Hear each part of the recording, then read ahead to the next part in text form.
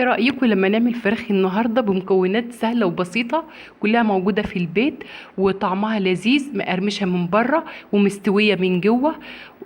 معايا الفراخ غسلتها ونقعتها فترة، وملح ودقيق وورق لورا وقرفة وليمون، وبعد كده نشفتها حطيتها في مصفى صفت ميتها. معايا 4 بصلات كبار، ومعلقه بابريكا، معلقه فلفل اسود، معلقه كزبره، معلقه كمون، معلقه قرفه، وشويه ملح. ما تكتريش الملح علشان البصل يبقى مسكر.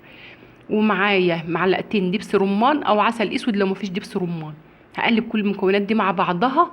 هكون عامله في الكبه، انت بتعملي البصل في الكبه او تقطعيه صغير، بنعمله كده بالظبط زي الفراخ اللي بنشويها او بنحشيها ونعملها في الكيس الحراري.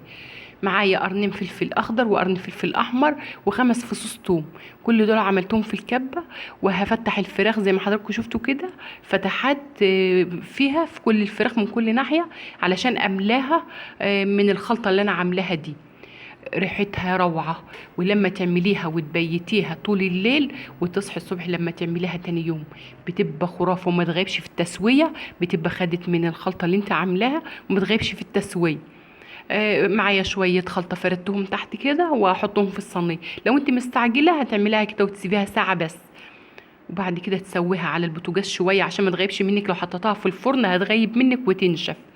هتسويها على البوتاجاز، وبعد كده هتحطيها تاخد لون في الفرن. هتعملي لها معلقه صلصه على شويه فلفل اسود، ولو حاجه بسيطه من الزيت او ما فيش زيت هي هتنزل الدهون اللي فيها اللي تحت الجلد دي، هتنزلها. فهتلاقيها هي فيها لمعه منها من الدهون اللي تحت الجلد اللي بتنزل منها دي. فدهنتها حطها في الفرن هتاخد لون، بتبقى مقرمشه وبتبقى لذيذه عامله زي اللي شويها على الفحم، ودي بقى طعمها خرافة. زي ما حضراتكم شايفين الفراخ بعد ما استوت وبعد ما حمرتها في الفرن عاملة زي المشوية بالظبط على الفحم. طعمها لذيذ، مستوية من جوه ومقرمشة من بره. لايكات وتعليقات وشاروا الفيديوهات علشان قناتي تكبر بيكم. ده كان فيديو النهاردة، واشوفكم في فيديو جديد.